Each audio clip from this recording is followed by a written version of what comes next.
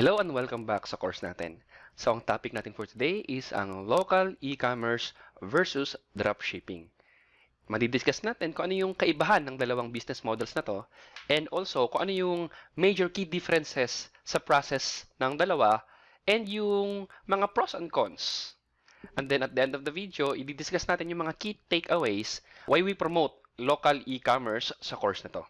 So, if you're ready sa discussion, then let us start. Okay. I-discuss muna natin ang process flow comparison. Ano ba ang pinagkaiba ng dalawang process na to? So, in this way, maintindihan nyo yung key differences ng dalawa and kung ano yung mga advantages and disadvantages ng dalawang process na to, which is madidiscuss natin sa pros and cons portion. Start tayo sa pag-discuss ng process ng local e-commerce. Okay. The very start ng process ng local e-commerce is bibili ka ng mga bulk items mo sa supplier. Okay. So, mind you, sa dalawang process natin dito, it assumes na meron ka ng item. Okay? Nakapag-product research ka na. So, yun yung assumption ng process flow natin dito. So, if you have already a product in mind and meron ka nang nakapag-vetting ka na, kasi itong vetting process, common yun sa dalawa eh, yung pag-product research. So, babayad ka muna ng bulk sa supplier mo para makuha mo yung mga items. Ituturo din naman natin sa lesson kung paano ka makakakuha ng trusted na supplier na hindi ka lolokohin. Pinaka-common dito is kukuha ka sa Alibaba, kukuha ka sa pwede rin sa AliExpress, Banggood, or sa Taobao, or any other supplier na who could fit and who could supply your items. Pero yun nga, yung diniscuss ko ng mga platform, yun yung mga most common platform na pinagbibilhan ng mga suppliers or pinagbibilhan natin sa Chinese suppliers. Okay. After mo mabayaran yung mga items mo sa suppliers and nagkasundo na kayo sa shipping method, then doon na tayo sa next step, which is ang shipping. Okay. If you are buying in bulk, yung talagang maramihan, it's better if ang shipping mo is sa barko. Pero if ever naman gusto mo nang mabilis and konti lang yung items mo, then pwede na yung sa by plane. Okay, madidiscuss din natin sa portion ng lesson natin dito ang shipping na methods and kung ano yung better choice of shipping. Okay, after mo ma-ship yung items, nagkasundo na rin kayo kung anong shipping company or meron ka bang sariling broker. So, pwede rin yun. Pwede kang kumuha ng sariling company or mag-hire ng third-party company to do the shipping for you. Pwede ka rin kumuha ng for-hire na broker na babayaran mo lang sa kanya yung professional fee as a broker. And yun na, makukuha mo na yung items mo, makakalusot na rin yan sa customs. So, itatakal din natin yan. So, after mo ma-ship yung items, dumating na sa Pilipinas, then kailangan mo ng inventory. So, pwedeng bahay mo or pwede kang magrenta ng warehouse. Basta ang importante is meron kang holding area ng mga items mo. So, after mong makuha yung items and readily available na sa holding area mo, then pupunta na tayo sa next process, which is ang marketing aspect. Magdidiscuss din natin sa lesson kung how we can effectively market our products like using Facebook ads. So ngayon, minamarket mo na yung products mo using your online store and using Facebook ads. Then pag nakita ng mga interested buyers yan, doon na mangyayari ang next part of the process, which is ang online purchase. Now, mind you na ang model na dinidiscuss natin dito is ang cash on delivery model. Kasi ito yung pinaka-common na way para makapag-purchase safely yung mga Pilipinong customer natin. Kasi nga dito sa Pilipinas, hindi pa well-established ang online buying and since bago pa rin yung brand natin, bago pa rin yung store, hindi agad magta-trust yung customers natin sa atin. Lalo pa mga Pinoy. Alam mo naman mga Pinoy, hindi agad-agad na trust yan. Kaya, pinaka-common na model talaga dito sa Pilipinas is ang cash on delivery model. Advantages. Number one, safe para sa buyer kasi hindi siya maglalabas agad ng pera. So, sure siya na nasa kanya na yung item bago siya magbayad.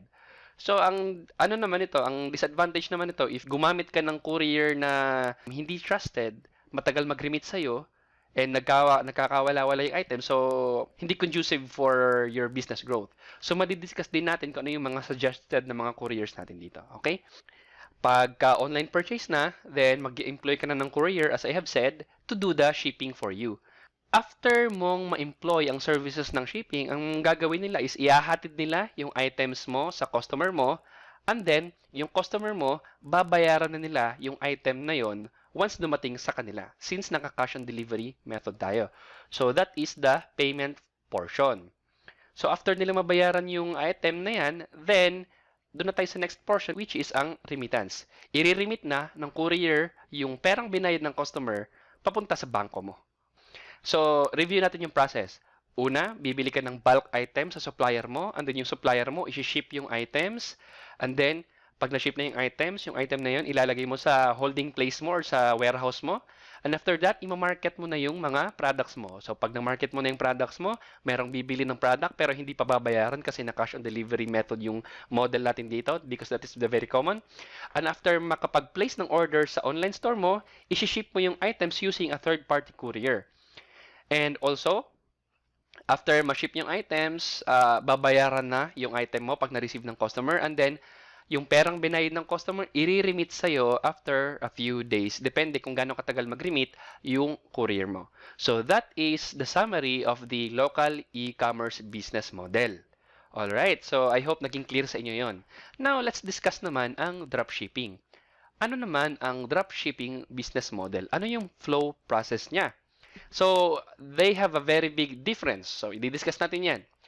Ang dropshipping model kasi, syempre, as I have said earlier, it started on the premise na meron ka ng product, di ba? Nakapag-product research ka na, same sa local e-commerce. So, if you have already a product in mind, ang gagawin mo, i-market mo na kagad siya. Hindi mo na kailangan na bumili ng product na yon at i-ship sa inventory mo. So, marketing na kagad. And after that, after mo ma-market yung product na yon via Facebook ads, that's the very common. And then, dapat meron ka ng online store in place para makapag-market ka ng product mo. Then, ang customer na yan, they will do the purchase event. So, note na ang purchase dito, it should be with payment. Plus payment yan. Hindi mag-work ang dropshipping if COD ka. Okay? Kasi nga, ang premise dito, ang premise ng dropshipping in order for this model to work is babayaran ka muna ng customer mo. Okay? Babayaran ka muna sa product. Pag nasa iyo na yung perang yon, yung same na pera na ginamit ng customer para bilhin yung product sa online store natin, yun din yung perang gagamitin mo para ibayad sa supplier mo, para bumili, para bilhin yung item na yon. And then, ang supplier mo na, they will be the one in charge para i-deliver yung item na yon to do the shipping sa customer mo. Okay? So, nakuha mo ba yung process na yon? So, let us summarize. Meron kang product. So, it doesn't matter na nasa iyo yung product or meron kang inventory. Wala yan. Wala yan sa business dropshipping business model. So, isa yan sa mga advantages ng dropshipping model kasi hindi mo na kailangan ng inventory, hindi mo na kailangan ng warehouse. Hindi mo na kailangan mag-wait para i-ship yung items.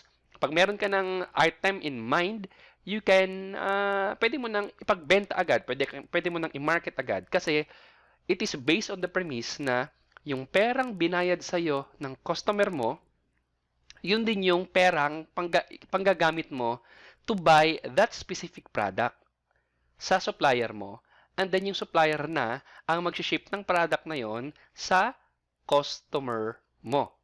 Okay. So, ito yung key place. Dapat meron kang purchase plus payment. Okay? So, hindi mag-work dito yung mga offline method. Basically, kailangan meron kang ability to accept credit card payments. Okay, so I hope na paliwanag ko sa inyo yung key differences ng process flow ng dalawang business model, ang local e-commerce at saka ang dropshipping. So, next naman, i-discuss natin kung ano yung pros and cons sa dalawang business model na to. Okay? So, let us go. Okay, pros and cons. Ano bang pros and cons? As usual, let's start with local e-commerce. Before tayo mag-start ng pros and cons, i-discuss muna natin yung estimated capital cost. Okay. estimated capital cost ng local e-commerce is nagre-range siya, 50,000 to 1 million. Ikaw bahala, pwedeng 2 million, 3 million, depende sa capital mo. So, ang 50,000 naman, that is my recommendation, my personal recommendation. But, I have heard local e-commerce store owners na nag-start sa 20,000, nag-start sa 15,000. Mismo ako, nag-start ako dati sa 15,000 for experimental. And it works. Pero now, I'd rather suggest na at least meron kang 50 to 200,000. So, 100K would be very good. 100K. So, ang 1 million would be very, very ideal. If you have 2M, then it's very good. Ganon. Ano ang gamit ng capital? Okay? Saan gagamitin yung capital natin for this business model? So, yung capital, gagamitin natin to purchase the goods. Dito sa step number 1, ito yung paggagamitan natin ng capital to pay for the supplier. And also, pag nasa atin na, yun yung main uses 90% to pay for the suppliers. And, well, the other percentages, rough estimate ko lang to. The other percentages will be used for marketing. Okay? So, now, let us discuss pros and cons ng local e-commerce. Dito muna tayo sa pros. Ano ba ang pros ng local e-commerce? Number 1, it is easier to penetrate. It is easier now to start a local e-commerce business. Madali lang. Kasi nga, mababa yung ads cost. Okay, it goes to pros number 2, mababa yung marketing cost. With just low budget, pwede mo nang i-market yung product mo kasi mababa ang ads cost dito sa Pilipinas. Mababa lang yung cost per click. Okay? So, yan ang pinaka-advantage that I think of, that I really feel ng local e-commerce. Third, competition is not yet as fierce. Compared sa dropshipping, ang competition talaga for local e-commerce for now, on this time period, hindi pa ganun ka-fierce. So, this is the best chance for you if you wanted to start this business to really start building your e-commerce store. Kasi nga, in the coming years, mas magiging fierce yung competition as magiging prominent yung online buying, yung e-commerce sa Pilipinas. So, I believe few years from now, if you do not start local e-commerce, your e-commerce business in the Philippines, then it will be harder to penetrate na. So, the best time to start is now. Okay, as I have discussed, potential to establish a brand, a long-lasting business, is more likely.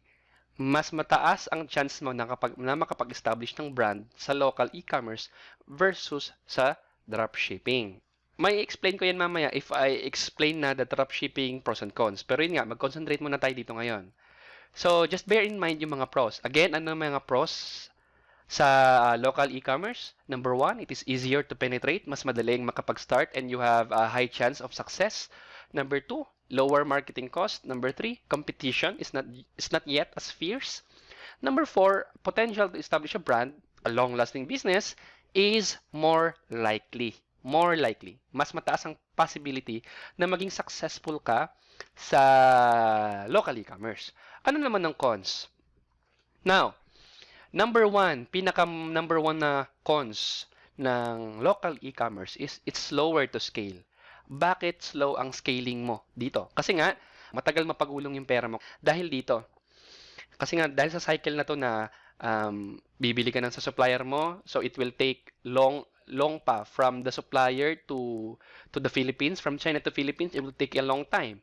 And then from marketing to shipping, and then yung time pa na i-remit ng courier mo to your bank account para magamit mo ulit yung pera, it takes a long time. So, mabagal yung gulong ng pera, kaya it's slower to scale. And also, hindi magiging tuloy-tuloy yung pagbenta mo kasi nga limited ka lang sa stocks mo. Kung meron ka lang 50 stocks sa product mo, then pag naubos yung 50, then na-collect mo yung pera, tsaka mo lang siya mapapagulong. Or else, kailangan mong magdagdag talaga ng capital mo. Pero, compared mo yan sa dropshipping model, hindi ganyan yung, hindi ganyan yung structure ng dropshipping. So, i-discuss natin yan mamaya. So, that is one of the cons ng local e-commerce. Number 2 naman is limited market. Kasi nga, since nasa local nga lang tayo, kung gaano karami yung buying population ng Pilipinas na nagtatrust or who are willing to spend sa online store mo, who are willing to buy online, then yun lang yung market mo. Okay? So, limited lang. Hindi katulad sa dropshipping na ang market mo is very big. Like, gaano ba karami ang tao sa mundo na gumagamit ng Facebook na merong capability to buy online. So, yun ang isa sa mga difference nila. So, number 3, isa sa mga disadvantages ng local e-commerce is online buying dito sa Pilipinas is not yet as established. As I have said, hindi pa ganun ka norm. Hindi pa norm sa Pilipinas ang mag-buy ka online. Okay? Kasi nga, number 1, ang credit card penetration sa Pilipinas hindi pa ganun ka lawak, and then yung PayPal penetration hindi pa rin ganun kalawak. So, yun. Cash on delivery talaga. So, that brings us to number 4. Majority is on cash on delivery. So, merong risk. Malaki ang risk ng return to sender. Kasi nga, merong mga iba na nagtatry-try lang. Tapos, pagdating ng item, hindi pala bibili. So, kailangan ma-manage mo yung mga RTS mo. So, madidiscuss din natin yan sa lessons, how we can manage our return to senders. Okay.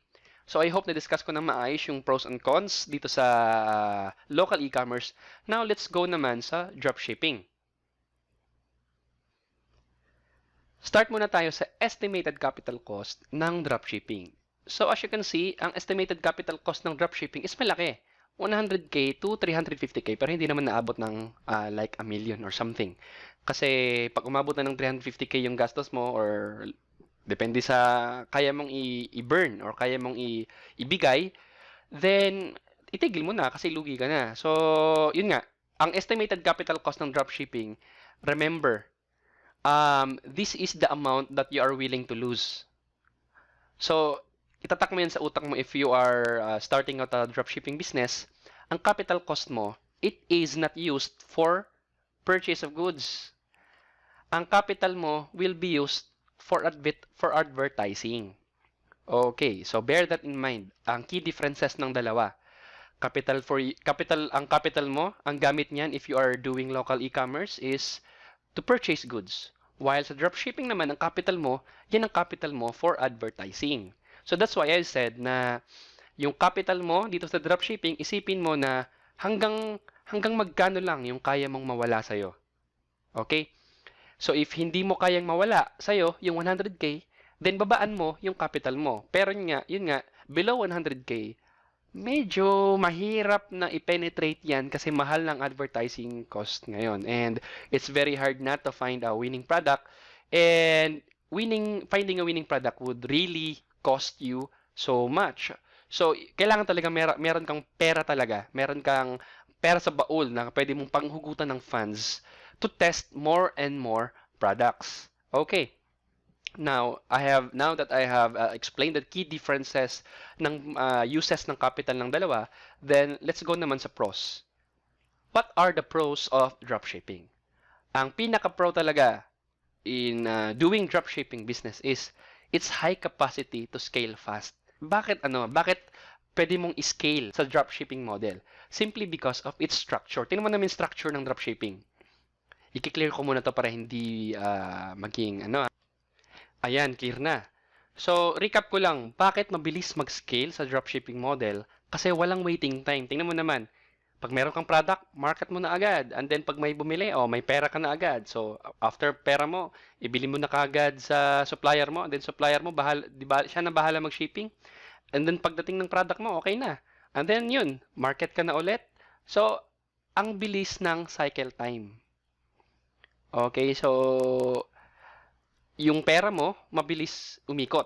So, yun ang advantage. So, that's why I have said na mabilis ang pag-scale mo or pag-grow ng business mo using the dropshipping model. Number 2, hindi mo na kailangan ng inventory. So, kahit nasa laptop ka lang, kahit nasan ka man, basta ma-internet ka lang, pwede ka na magkaroon ng business. Whereas, dito sa local e-commerce, syempre, kailangan mo ng warehouse or sa bahay nyo, syempre, kailangan mo ng holding area. And then, isi-shipping mo pa yan from the shipper papunta sa warehouse nyo. So, you cannot go anywhere. So, kailangan meron ka talagang tao na i-hire or ikaw mismo. So, it's not as portable as the dropshipping business. Hindi mo pwede itong gawin kahit saan. Ang dropshipping business model, kahit saan, kahit nasa China ka pa, pwede kang gumawa ng business kasi nga ang market mo is malaki. Kasi, number 3, it goes to say na you have a huge market. Kasi ang market mo is worldwide. Worldwide yung market mo. So, marami ang natatanong, pwede bang gawin ang dropshipping sa Pilipinas? Pwede ba akong mag-dropship sa Pilipinas? Sorry, hindi po pwede ang dropshipping sa Pilipinas kasi sa Pilipinas, cash on delivery po yung pinaka ideal na business model. So kung ang market mo is local, then local e-commerce yung gamitin natin na business model. Since cash on delivery does not work sa dropshipping, from the, dun nga sa sinabi ko, dapat kasi for the dropshipping model to work, kailangan bayaran ka muna. Cash on delivery, hindi ka naman babayaran muna yan eh. So, sa dropshipping, kailangan ka munang bayaran kasi yung perang binayad sa'yo, yun ang gagamitin mo para pambayad sa supplier kasi supplier na nga yung maghahatid ng product. So, no. Dropshipping will not work in the Philippines. So, that's why, if you are saying dropshipping, ibig sabihin, ang market mo is international. Ibig sabihin, ang market mo is worldwide. So, that's why, it goes to the pros ng dropshipping model number 3, which is, it has a huge potential market. So, isipin mo, gaano ba karaming tao sa mundo ang gumagamit ng Facebook? Around 2 billion. Now, sa 2 billion na tao na yan, gaano karami ang may kakayahang bumili online? Malamang mas malaki sa Pilipinas. So, you have a huge potential market and you have a fast recovery ng capital mo. So, it goes to say na ang bilis ng scaling sa dropshipping model. So, siguro you're saying, why not dropshipping na lang ako? Then, before ka mag-jump sa dropshipping business model, pag-isipan mo muna. Kasi, i-discuss naman natin ngayon ang cons ng dropshipping model.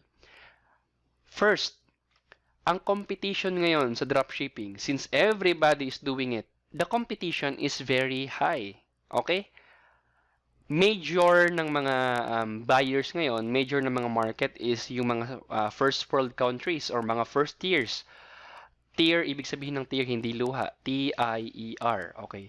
Ang first tiers ng mga business is US, New Zealand, Canada, UK, also ang Australia. Yung mga yung mga countries na yon are very, very saturated. A lot of people are advertising out there. So, isipin mo, ang daming mga Indiano ang nag-advertise. Ang daming mga Indiano ang nag-dropshipping. Ang daming mga Pakistani, mga Pinoy, ang dami din. So, what I'm saying is, everybody is targeting those countries and that's why ang advertising cost is mataas. So, ang barrier of entry is mahirap. Hindi ka kagad makakapasok if maliit lang yung budget mo. So, kailangan may malaki kang budget. Okay na yung 100K or more. Much better if meron kang 100K or more. So, brings us to number 2. It is a volatile market and it is very risky. Bakit volatile yung market mo? Number 1, nakasalalay ka sa advertising platform mo. Kunyari, yung settings mo right now, if merong malaking pagbabago sa Facebook, may not have the same settings. So, one thing I can tell na nangyari is, example, tinanggal ni Facebook yung mga third-party data dahil sa nangyaring scandal noong April, di ba? Merong scandal si Facebook, yung privacy scandal ni Facebook, yung napunta siya sa Senado ng US. So, may tinanggal na feature si Facebook, a very important feature sa targeting, ang tinatawag nating third-party data. A lot of dropshippers are relying on that data. Pero since tinanggal na ni Facebook, they have to adjust. Ibig sabihin, ang methods mo to doing dropshipping before will not be the same right now, and it might not be the same the next year and the next year. So it is a volatile market kasi nakasalalay ka or nakasandal ka lang sa advertising platform mo. Whereas dito sa nasa iyo yung goods. Pwede mong ibenta yan in any other method kasi nasa iyo na eh. Pwede kang pwede mong i-advertise sa OLX, pwede mong i-advertise pwede kang mag-Lazada. So, you have many choices. Hindi ka lang nakarely sa isang model kasi nasa iyo na yung item. The only thing is, kailangan mo lang ipakita sa customers mo. Whereas, dito sa dropshipping model, wala sa iyo yung item, and then nakasalalay ka lang sa advertising platform.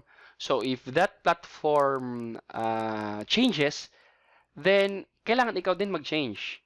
So, ibig sabihin yan, if you do not establish a good brand sa pagda-dropshipping mo, then hindi masisecure yung business mo. You cannot say na 2 years from now, 3 years from now is andyan pa rin yung business mo. So that's why I have said it is a volatile market. So it goes as to the cons number 3. It's harder to build a lasting brand with common dropshipping method. Ibig sabihin, yung mga nakagisnan ng mga dropshipping method ng 2017, ng 2018, if you will do that, you will not win sa 2019, 2020, and beyond. Kasi nagbabago nga yung advertising platforms. So, what I'm saying is, ang mga common method kasi before is, gawa ka ng store, meron kang product, bigyan mo ng advertising budget cost, yun, may model ka na.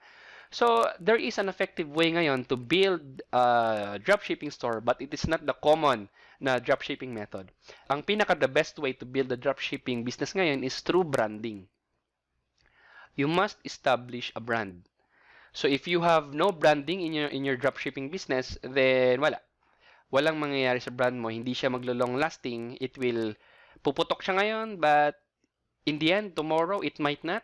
In the next month, in the next years, it might go down. So very volatile. So you must consider the pros and cons ng dalawang business model before ka mag-jump.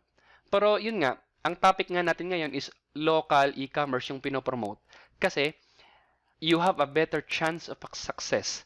You have a better chance of returning your capital if you are using local e-commerce.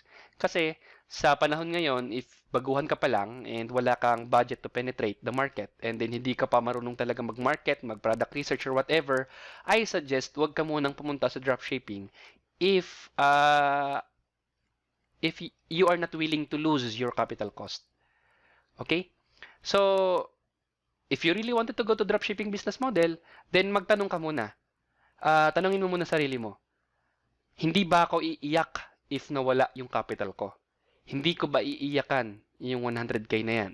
Kung iiyak ako, pag nawala yung 100k ko, then wag ka sa dropshipping business model.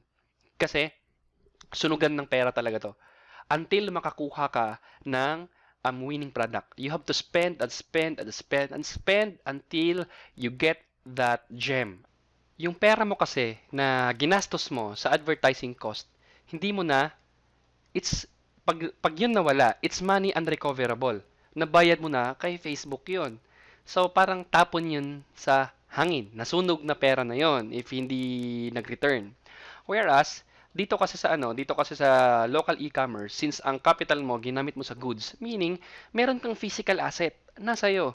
Kahit hindi mabenta yan, nasa iyo yung item. Makakahanap ka rin ng way para ma-dispose yung item na yan. You could, pwede mong gawing promo or freebie sa next item mo. Pwede mong babaan yung presyo until makarecover ka lang sa goods mo. Mababalik pa sa'yo.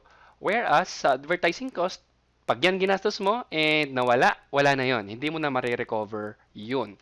So, ang local e-commerce, this is a slow but steady game. Slowly but surely. So, totoo, it's slower to scale, but at least mas sigurado ka. Although mas limited yung market mo, pero at least you have a sure return of your money. So, if na-manage mo ng maayos yung business mo, like any other business, pag hindi mo na-manage yung maayos, mawawala. Pero pag naayos mo ng business mo, then it will experience a steady growth. Although hindi pa established ngayon yung online buying sa Pilipinas, pero I believe darating yung time na pag mas maging pa tayo, mas maging improved pa yung social media sa Pilipinas, yung internet connection sa Pilipinas, we have a huge chance na there will be more people who are willing to buy. Lalo na yung mga millennials ngayon, syempre, they are the next in line na mga citizens sa Pilipinas. So, yung mga millennials ngayon who are very high-tech na, yung very exposed sa gadget, they are gonna be the one who will become the potential buying market in the future.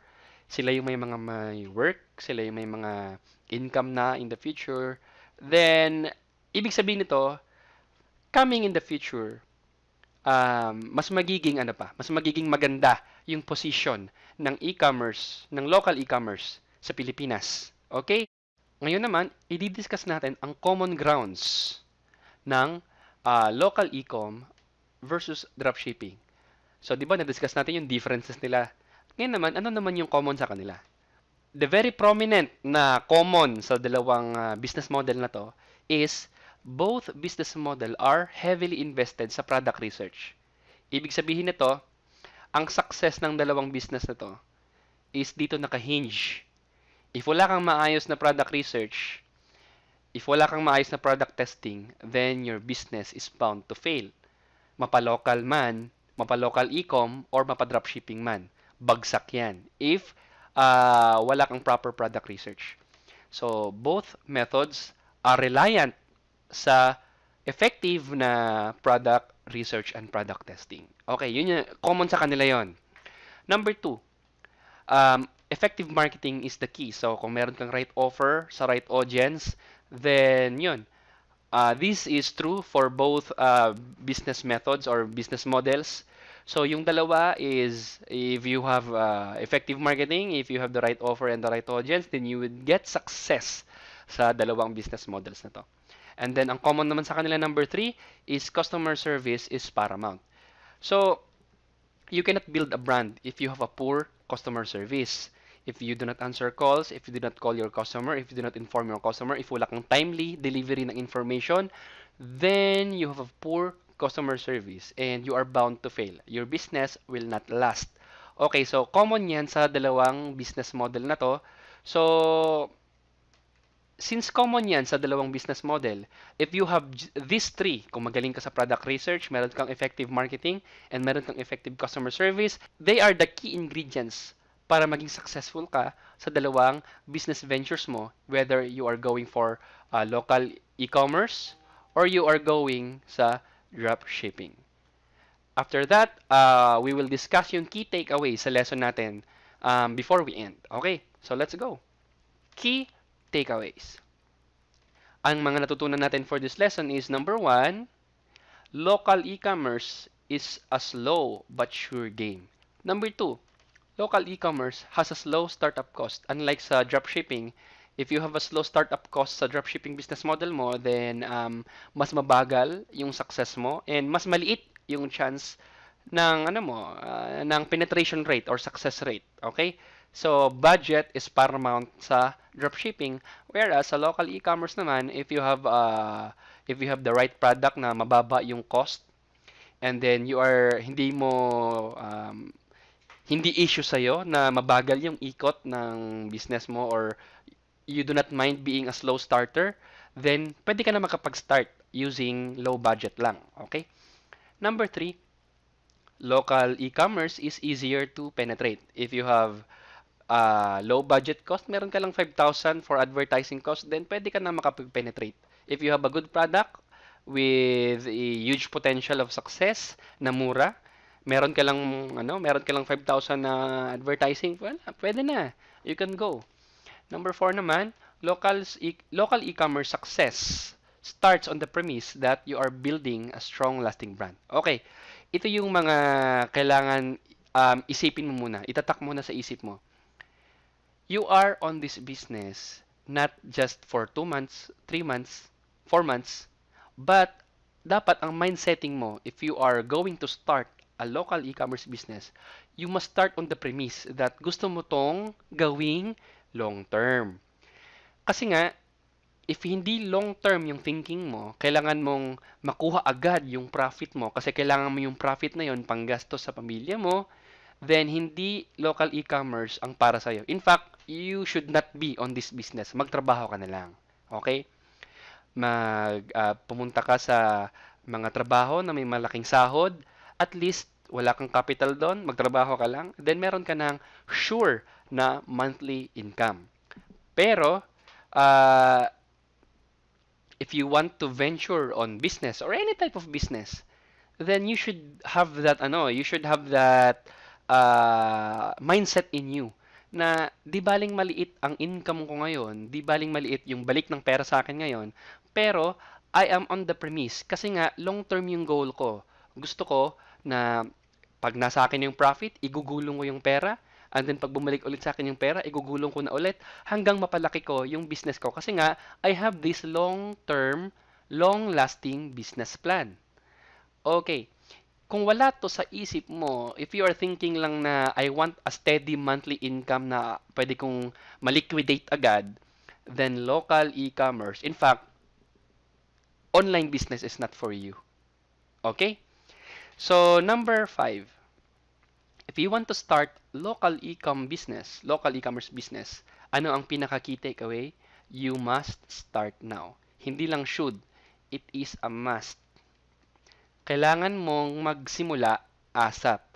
Kasi, um, over the years, many more people will see the yung potential ng online e-commerce.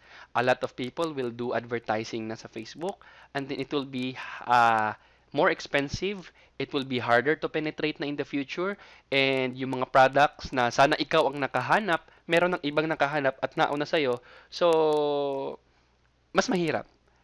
Mas mahirap na. So, habang hindi pa nakapenetrate lahat ng product na working na sa ibang bansa, then it's now time to do your own product research and introduce that specific product sa Pilipinas. So, anong pinaka-key takeaway natin if you want to start a local e-commerce business? Kailan ka mag-start? You must start now. Ngayon. Okay? So, I hope marami kayong natutunan sa lesson natin, and do a little reflection kung gusto mo bang pumasok sa ganitong klaseng business or not. Okay? So, again, walang business na mag-start ka sa zero, ano yun? Zero capital. Walang business na ganon. Kung wala kang capital, build up a capital muna. Magtrabaho ka muna. Get a job, or kung wala ka pang skills, kumuha ka muna ng skills, high-paying skill, and then you can do freelancing. Kung wala kang steady job, you can go to Online Jobs PH, maghanap ka ng trabaho doon until makakuha ka ng sapat na capital cost. Pag may capital cost ka na, then start on your online business venture. Okay, this is a good future ahead of you, and I hope I can guide you properly para ma-achieve mo yung goals mo sa business mo. Okay? So that ends this lesson, and see you on the next.